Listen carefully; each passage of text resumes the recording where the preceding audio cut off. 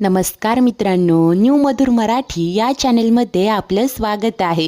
घरोघरी मातीच्या चुली या मालिकेच्या आजच्या एपिसोडमध्ये आता शर्वरी आणि ऐश्वर्या उपोषणासाठी बसलेले असतात. आता रात्र होत आलेली असते. सुमित्रा तिथे येते आणि म्हणते की शरू, अगं काय हे, सोडा ना हा हट्ट. तर त्यानंतर ऋषी, सौमित्र, जानकी आणि अवंतिकाही आलेले असतात. ऋषी ऐश्वर्याला म्हणतो की अगं निदान तू तरी ऐक, तू समजाव शरूला, हे उपोषण झेपणार आहे का तुम्हाला. तेव्हा ऐश्वर्या बोलते की पण झेपावंच लागेल ना, त्याशिवाय आमचं कोणी ऐकणारच नाहीये. तर तेव्हाच शर्वरी बोलते की दादा, तुला जर का मी उपोषण सोडावं असं वाटत असेल तर तू सांग ना तुझ्या बायकोला, तिला म्हणावं आम्हाला जे हवं ते देऊन टाक. तेव्हा ऋषी म्हणतो की ठीक आहे, जर का तुम्ही इतक्याच हट्टाला पेटला आहात तर मला सुद्धा जेवण नकोय आता. सुमित्रा उद्गारते की ऋषिकेश, अरे. तो म्हणतो की सॉरी आई, पण खरंच नकोय, आणि तो तिथून निघून जातो. जानकी आता सुमित्रेकडे पाहत म्हणते की आई, मी समजावेन त्यांना, चला बघू, मी पानं वाढायला घेते. परंतु सुमित्रा म्हणते की तू जेवणार आहेस का. नाही ना, मग मला का जेवणाचा आग्रह करतेस. अशा प्रकारे सुमित्रा ही आता जेवलेली नसते. त्यानंतर जानकी सौमित्रला आणि अवंतिकाला सांगते की सौमित्र भाऊजी, अहो अवंतिका प्रेग्नेंट आहे. जर का तुम्ही जेवला नाही तर तिच्याही घशाखाली घास उतरणार नाही, आणि या अवस्थेत तिने उपाशी राहणं चांगलं नाहीये. त्यामुळे प्लीज तुम्ही दोघे तरी खाऊन घ्या. तेव्हा अवंतिका ही होकार देते आणि त्यानंतर जानकी सौमीला इशारा करते. तेव्हा तो तिला किचनकडे घेऊन जातो. आता जानकी शरू आणि ऐश्वर्याकडे रागाने लुक देऊन तिथून निघून गेलेली असते. त्यानंतर आता थोड्या वेळाने जानकी झोपायला येते. ऋषी उपाशी असतो, पाणी पिऊन तो तसाच झोपतो. त्याने जानकीशी अबोला धरलेलं असतो. दोघेही शांतपणे निसतात. तर जानकीला काही केलं झोप येत नाही. अस्वस्थ होऊन ती त्याला म्हणते की ऋषिकेश, मला झोप लागत नाहीये, तुम्ही माझ्याशी असाच अबोला धरणार आहात का. ऋषिकेश, आपलं ठरलंय ना, जे झालं, आपला जो वाद झाला तो त्याच दिवशी मिटवायचा आणि पुढे चालायचं. तुम्हीच तर म्हणताना नेहमी की जानकी पुढे काय होईल सांगता येणार नाही, त्यामुळे हे भांडण वादविवाद आत्ताच मिटलेले बरे. ऋषिकेश, जर का माझं काही चुकलं असेल तर मी माफी मागते, आय एम सॉरी, पण बोला ना माझ्याशी. असं आता ती केविलवाणे बोलते. तेव्हा तो सांगतो की नाही जानकी, तू माफी मागू नकोस, काही चुकत नाहीये ग तुझं. खरं तर माझं मलाच कळत नाहीये काय करू आणि काय नको ते. आणि हो, जर का तुला खरंच असं वाटत असेल की माझं न ऐकून तू चूक केली आहेस आणि उद्या जाऊन तू जर का ती चूक सुधारणार असशील तरच तुझ्या या माफी मागण्याला अर्थ आहे, नाहीतर नाही. तेव्हा जानकी आता प्रश्नार्थकच म्हणजे असं विचारते. तो बोलतो की म्हणजे तू तुझा निर्णय बदलणार आहेस का. जानकी मात्र लगेच तोंड फिरवून घेते. तिचं उत्तर नाही हेच असतं. ते ऐकून ऋषीला राग येतो आणि तसाच तो आता खाली निजतो. जानकी देखील तोंड फिरवून आता निजलेली असते. दोघेही एकमेकांकडे तोंड फिरवून असतात. दोघांनाही अस्वस्थ वाटत असतं. जानकीच्या डोळ्यात तर अश्रू असतात आणि ती समोर ठेवलेल्या ओवीच्या फोटोकडे पाहत असते. ऋषी देखील त्याच्या व जानकीच्या फोटो फ्रेमकडे पाहतो आणि काही केल्या त्यांना झोप येत नसते. तर आता काही वेळ उलटून जातो. दोघेही शांतपणे झोपलेले असतात. इतक्यात अचानकपणे रूमचा दरवाजा उघडतो आणि अंगावर रग पांघरून तिथे येते ऐश्वर्या. ती आता जानकीच्या बाजूने येते आणि पटकन तिच्या तोंडावर हात ठेवते. त्यासरशी जानकी डोळे उघडते आणि धक्क्याने पाहू लागते. ऐश्वर्या आहे कळताच ती गप्प राहते. ऐश्वर्या तिला इशाऱ्याने शांत राहा, नाहीतर ऋषिकेश दादा उठतील हेच सांगते आणि त्यानंतर बोलते की मला तुझ्याशी महत्त्वाचं बोलायचंय, बाहेर ये. तेव्हा जानकीही आता उठते आणि दोघेही आता बाहेर येतात. तर बाहेर आल्यानंतर जानकी म्हणते की ऐश्वर्या, अगं काय हे, कसं उठवलं मला अजून धडधडतंय ग. तेव्हा ती म्हणते की आय एम सॉरी जानकी, पण काहीही करून मला तुला भेटायचं होतं, तुझ्याशी बोलायचं होतं. अगं त्या शर्वरीला झोपण्याची वाट मी पाहत होते, जस्ट तिचा डोळा लागला आणि पटकन मी तुझ्याकडे आले. पुढे गंमत करत म्हणते की काय ग, तुला काय वाटलं, शर्वरीने गळा दाबला की काय तुझा. तेव्हा जानकी ही सांगते की वाटलं काय, त्यांचा काही भरवसा नाहीये ग, काहीही करू शकतात त्या. तेव्हा ऐश्वर्या पुटपुटते की वाटलं नाही तर आता पटतंय सुद्धा. जानकी, अगं असं का म्हणालीस म्हणून विचारते. ऐश्वर्या सांगू लागते की शर्वरीच्या तोंडून खरं वदवून घेणं सोपं काम नाहीये. अगं आज तिच्याशी बोलताना मी तिचं खूप कौतुक केलं, सांगितलं की तू माझ्याहीपेक्षा खूप हुशार आहेस. तेव्हा ती असं बोलून गेली, होय हुशार आहे म्हणूनच तर 2-2 खून पचवले. मात्र जानकी हादरून जाते. ऐशू म्हणत असते की एक्झॅक्टली जेव्हा मी देखील हे ऐकलं ना मलाही असाच शॉक बसला होता. त्यानंतर मी तिला विचारलं देखील की 2-2 खून पचवले म्हणजे काय. खूप स्मार्टली तिने विषय बदलला. तेव्हा जानकी पुटपुटते की याचा अर्थ, तर ऐश्वर्या म्हणते की याचा अर्थ नानांचा खून देखील तिनेच केलाय. त्या जानकीला तर काय बोलावं कळेनसं होतं. ऐशू म्हणत असते की मी तुला सांगत होते ना अगदी पहिल्या दिवसापासून, पण कोणीच माझ्यावर विश्वास नाही ठेवला. आता हे जे ती वागते बोलते ना त्यावरून तर माझी खात्रीच पटली आहे. तर जानकी मात्र अस्वस्थ होऊन म्हणत असते की अगं आपल्याला वाटून काय फायदा आहे. हे सिद्ध करण्यासाठी आपल्याकडे काही पुरावा आहे का.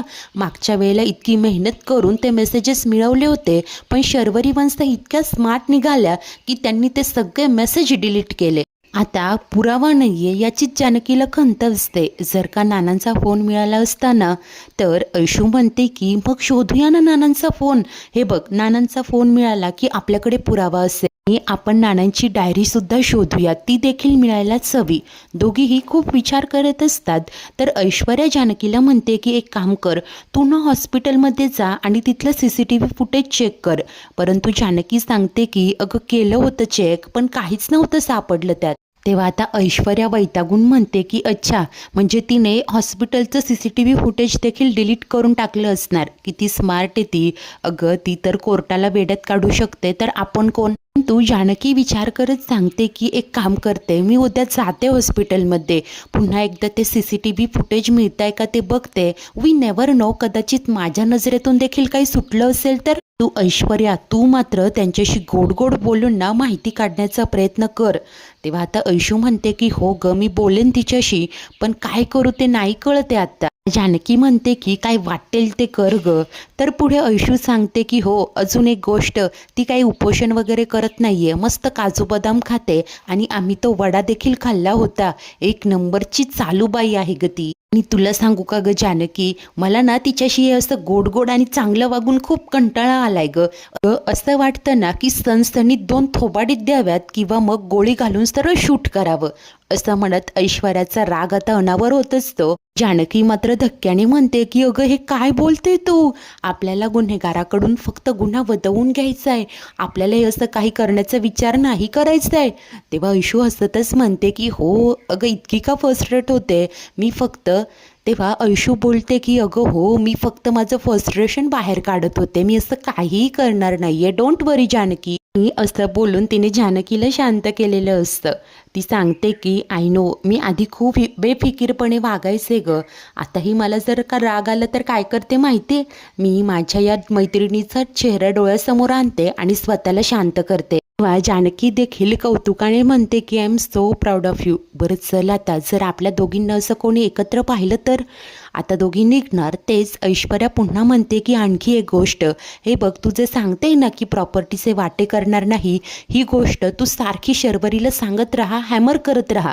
ऑलरेडी ना ती खूप शॉर्ट टेम्पर आहे, कदाचित रागाच्या भरात ती सगळं सत्य सर्वांना सांगून टाकेल. नाही नको, ही आयडिया जर का वर्क झाली नाही तर. परंतु जानकी म्हणते की अगं आयडिया चांगली आहे आणि असा का विचार करते. हे बघ लढाईच्या आधीच हत्यार नाही टाकायचं. ऐश्वर्या देखील होकार देते. तर जानकी म्हणते की बरं चला मॅडम आता जा झोपायला जा, जागेवर जाऊन झोपा. जर का त्या शर्वरी मॅडम उठला आणि तुम्ही नाहीये हे बघितलं तर आकांतांडव होईल. आता ऐशू हसूनच म्हणते की हो. पुढे जानकी सांगते की उद्याच्या उपोषणाची तयारी सुद्धा करायची आहे.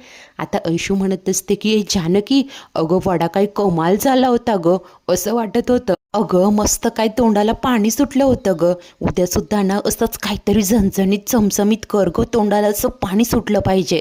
तेव्हा जानकी हसून म्हणते की हो का, उपोषण कशासाठी मॅडम, काय मजा घेताय. बरं जाऊ दे, तुला जे हवं ना तेच बनवेल मी. हो चल आता ऋषिकेश उठायच्या आत निघते मी, असं बोलून जानकी आता वर निघून जाते. तर आता दुसरा दिवस उजाडलेला असतो. शर्वरी आणि ऐश्वर्या जाग्या होतात. उपोषणाच्या ठिकाणीच त्या झोपलेल्या असतात. सुमित्रा त्यांना पाहते आणि म्हणते की अगं बाई तुम्ही काय इथेच अशाच बसून होतात का. तेव्हा आता शर्वरी सांगते की हो आई. तर सुमित्रा बोलते की एक गोष्ट कळते का, तुमच्या या वागण्याचा जानकीवर काहीच परिणाम होत नाहीये, उलट तुम्हीच आजारी पडाल ग. तेव्हा शर्वरी सांगते की चालेल आम्हाला, आमचं काय व्हायचंय ते होऊ दे, उलट आमचं आजारी पडणं तिला भारी पडेल, त्यामुळे तिला सांग. या सुमित्राबाई बोलतात की जर का असं काही असेल ना तर मी देखील बसते तुमच्यासोबत उपोषणाला. हे बघ, जर का मला त्रास झाला तर तिच्यावर आणखी प्रेशर येईल ग, आणि मला तुम्हाला होणारा हा त्रास बघवत नाहीये. आता ऐश्वर्याला टेन्शन येतं तर ही शरू भलतीच खुश होते, म्हणते की ठीक आहे, गुड आयडिया, तू थांब, मी तुझ्यासाठी चेअर आणते. चेअर आणायलाच जाते. ऐश्वर्या बोलते की काय बाई आहे ही. शरूने आता चेअर आणलेली असते. सुमित्रा तिथे बसते. इतक्यात जानकी आवरून खाली येते आणि सुमित्रेला पाहताच विचारते की आई, तुम्ही हे असं मध्येच खुर्ची टाकून का बसलात? तेव्हा सुमित्रा सांगते की कारण आजपासून मी सुद्धा यांच्यासोबत उपोषण करतीये. तर जानकीला धक्काच बसतो आणि ती समजावते की आई प्लीज असं नका ना करू.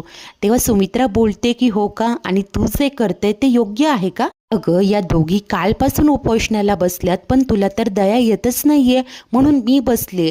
होऊ देत मला काहीतरी, म्हणजे मग तुला कळेल. तर जानकी सांगते की आई अहो नका हो असं अभद्र बोलू, आणि तुम्हाला या दोघींची दया येते का? तुम्हाला असं वाटतंय त्या उपाशी आहेत? नाही आई, अहो त्यांचं उपोषण सुरू आहे पण खाऊन पिऊन. अहो या अशा तशाच उपोषणाला बसल्या नाहीयेत, छान मटामटा खात होत्या.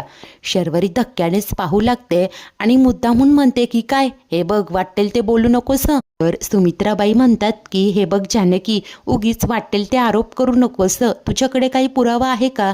मागे सुद्धा असंच म्हणाली होतीस की विक्रांतच्या मोबाईलमध्ये असे मेसेज आहेत तसे मेसेज आहेत, पण काय ऐन वेळेला काहीही नव्हतं तुझ्याकडे. शर्वरी लगेच म्हणते की हो ना, उगीच माझ्यावर आरोप घेतला होता आणि आताही तसंच करते ही. आई, मी तुझी शपथ घेऊन सांगते, मी काहीही केलेलं नाहीये आणि काही खाल्लं सुद्धा नाहीये. हवं असल्यास तू हिला विचार. आता जानकी आश्चर्यानेच वंस असं उद्गारते, कारण ही शर्वरी तर खोटी शपथ घेत असते. तेव्हाच सुमित्रा बोलते की नाही, बरोबर आहे का तुझं, जर तू काही केलं असतं असं तर ऐश्वर्याने तुझी साथ न दिलीच नसती. ऐश्वर्या देखील म्हणत असते की हो बरोबर आहे. तरी जानकी मुद्दामून बोलत असते की हो ना, माझंच दुर्दैव आहे, मी या ऐश्वर्यावर विश्वास ठेवला, हे मलाच फसवलं, माझा विश्वासघात केला. पण हरकत नाही, आता मी देखील मागे हटणार नाही. आई, यांची जी उपोषणाची सगळी नाटकं आहे ना ते मी सिद्ध करून दाखवेन. जानकी दोघींनाही शेवटची वॉर्निंग देते की उठा इथून, नाहीतर मी सिद्ध करेल तुम्ही जे केलंय ते. आई शरू लगेच तोऱ्याने म्हणते की अच्छा कसं, चल दाखव पुरावा, आहे का तुझ्याकडे पुरावा? जानकी विचार करत बोलते की नाही, आता तुमचं म्हणणंच आहे ना, तर मग दाखवते पुरावा. आणि मोबाईलमध्ये काहीतरी शोधत असते. पुढे तो मोबाईल सुमित्रेच्या हातात देत म्हणते की आई बघा, तुमच्या लाडक्या लेकीचं आणि लाडक्या सुनेचं उपोषण, मस्त खाऊन पिऊन उपोषणाला बसल्यात. आता सुमित्रा देखील धक्क्याने तो व्हिडिओ पाहते, ज्यात त्या शर्वरीने गुपचूप वडे आणलेले असतात आणि दोघीही मस्त वड्यांवर ताव मारत असतात. सुमित्रा लगेच रागाने उठते आणि म्हणते की अगं बाई शरू, तुम्ही वडे खाल्ले, खोटं बोललीस तू माझ्याशी. तेव्हा शर्वरी लगेच म्हणते की नाही नाही आई, अगं काय झालं, तुला तर माहिती आहे ना ग, वडे किती आवडतात हिला, असं म्हणत ऐश्वर्याकडेच बोट दाखवते आणि सांगत असते की आई, आम्ही खूप कंट्रोल केलं, खूप, पण वड्यांचा इतका घमघमाट सुटला होता ना, वहिनीने ना हे मुद्दामून केलंय, आम्हाला वडे आवडतात म्हणून तिने हे सगळं केलं. ऐशू देखील म्हणते की बरोबर बोलते शर्वरी. आई, जर का आम्ही काही खाल्लं नसतं तर सगळं जानकीवर आलं असतं ना, म्हणून आम्ही वडे खाल्ले. आता काय दोघेही भलतंच बोलत असतात. जानकी रागाने ओरडते की बस झाली तुमची ही नाटकं. आणि शर्वरी वंश, तुमची हिंमत कशी झाली आईंची खोटी शपथ घेण्याची?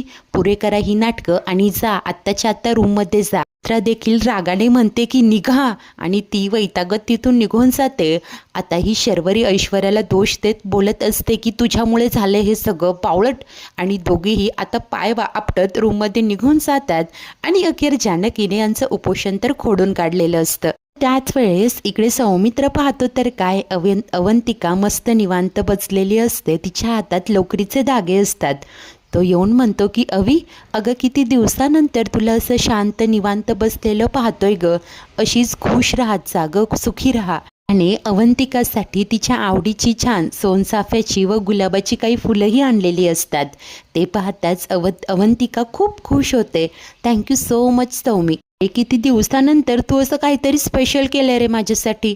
तेव्हा तो बोलतो की हो, जर का बायकोशी नुसतं भांडत बसलो आणि जर बायको वैतागली तर मला ही रिस्क नाही घ्यायची हं. ऐकून अवी हसत असते तर तो बोलतो की ऐक ना, आपण तुझं डोहाळे जेवण मस्त थाटामाटात करू, खूप मज्जा करू. तेव्हा अवंतिका सांगते की हो हो करूया. अरे तसंही तुला माहिती आहे आपल्या घरातलं वातावरण किती गढूळ झालंय, तेवढंच माझ्या डोहाळे जेवणाच्या निमित्ताने सगळं छान चेंज होईल, सगळ्यांना आनंद मिळेल. तेव्हा सौमित्र बोलतो की वातावरण गढूळ झालंय म्हणून डोहाळे जेवण करायला नको, आपण आधी हे वातावरण छान करू आणि नंतर डोहाळे जेवण करू. हे बघ जानकी वहिनीशी तुझं रिलेशन छान आहे ना, मग तू समजाव ना तिला, तिला काय हवं आहे, घरच्यांचं सुख हवं आहे ना, मग तिला सांग ना, ज्यांना जे हवंय ते देऊन टाक. सगळी प्रॉपर्टी संपत्ती कवटाळून काय होणार आहे, उद्या जर का कुणाला काही झालं तर. सौमित्रला आता थोड्या वेळापूर्वी जे घडलं ते सगळं आठवत असतं. जानकीने उपोषण खोडून काढल्यानंतर ऐश्वर्या गुपचूप तिला टाळी देते आणि शर्वरीसोबत रूममध्ये जात असते. सौमित्र त्या दोघींनाही पाहतो आणि तो देखील शरूच्या रूममध्ये येतो. तिला विचारतो की शरू काय गं, उपोषण संपलं? आता ती वैतागत सांगते की हो अरे दादा, अरे त्या जानकी वहिनीने ना आम्हाला चोरून वडे खातानाचा व्हिडिओ काढला आणि आईला दाखवला, मग काय करू? ते ऐकून सौमित्र तर हसायलाच लागतो. तेव्हा शर्वरी बोलते की दादा अरे तू हसतोय. तेव्हा तो म्हणतो की हसू नाही तर काय करू, अगं हे असं करून काही होत नाही, तर समोरच्याला कात्रीत पकडता यायला हवं, तरच कामं होतात. हे असं उपोषण करून ना फक्त आपल्यालाच त्रास होतो आणि मग लोक आपल्यालाच हसतात. ऐश्वर्या सांगते की बरोबर बोलतोय तू सौमित्र, हे असं उपोषण वगैरे करून कामं होत नाही, तर एकेकाला घोळात घ्यायला हवं आणि त्याची सुरुवात अवंतिकापासून करूया. तेव्हा सौमित्र म्हणजे असं विचारतो. तेव्हा ऐश्वर्या सांगते की म्हणजे तू अवंतिकाशी प्रेमाने बोलून बघ, त्या जानकीला तीच समजावू शकते. आता हे सगळं घडल्यामुळे सौमित्र अवंतिकाकडे आलेलं असतो आणि हे सगळं बोललेलं असतो जेणेकरून अवंतिका कदाचित जानकीला काही समजावू शकेल, कन्व्हिन्स करू शकेल. आणि काय तेच घडतं. सौमीचा तीर निशाण्यावर लागलेला असतो. भोळी अवंतिका आता त्यानंतर लगेचच जानकीच्या रूममध्ये येते. जानकी कपड्यांना इस्त्री करत असते. अवंतिका तिथे येते, दरवाजा बंद करते. जानकी म्हणते की काय गं, काही हवंय का तुला? अवंतिका सांगते की वहिनी मला ना थोडं बोलायचं होतं तुमच्याशी, कदाचित माझं बोलणं तुम्हाला खटकेल, पण जे मी म्हणते ना ते शांतपणे एकदा ऐकून घ्या. मात्र जानकी अस्वस्थ होते आणि विचारत असते की म्हणजे नक्की काय म्हणायचंय काय अवंतिका तुला? तेव्हा ती बोलते की वहिनी आपल्या घरात जे काही चाललंय ना त्या सगळ्याचा मी शांतपणे विचार केला आणि म्हणून मला असं वाटतंय की तुम्ही तुमचा हट्ट आता सोडावा. प्रॉपर्टीचे हिस्से करून प्रत्येकाच्या वाट्याचा हिस्सा त्याला देऊन ना मोकळं होऊन जावं. आता हे ऐकून जानकी मात्र आश्चर्याने पाहतच राहते. आजचा एपिसोड तर इथेच संपतो. तर पुढील भागात काय, आता सुमित्रेला धमकीचा मेसेज आलेला असतो, तोही जानकीच्याच नंबरवरून. त्यामुळे ती आकांतांडव करते, जानकीला बोलावून घेते. त्यानंतर सौमित्र बोलत असतो की अगं आम्ही तर फक्त आमच्या हक्काचं मागतोय तरीसुद्धा इतकं टोकाचं वागते. इतक्यात ऋषी देखील येतो, त्यालाही धमकीचा मेसेज आलेला असतो. तेव्हा अवंतिका अंदाज देते की वहिनी कदाचित तुमचा नंबर हॅक झाला असेल. तेव्हा शर्वरी सांगते की हे खूप डेंजरस आहे, जर का वहिनीचं अकाउंट हॅक झालं तर, कारण सगळे पैसे तिच्याच अकाउंटवर आहेत, आपले सगळे पैसे जातील. आता मात्र जानकीला टेन्शन येतं, हे सगळं कारस्थान या शर्वरीचंच असेल का, तिने आणि राहुलने मिळून काही केलं असेल का, यावर जानकी काही तोडगा काढेल का, हॉस्पिटलमधलं CCTV फुटेज तिच्या हाती लागेल का, पाहणे उत्सुकतेचे ठरेल. अशाच नवनवीन भागांच्या डेली अपडेट्ससाठी आपल्या न्यू मधुर मराठी या चॅनलला नक्की सबस्क्राईब करा. धन्यवाद.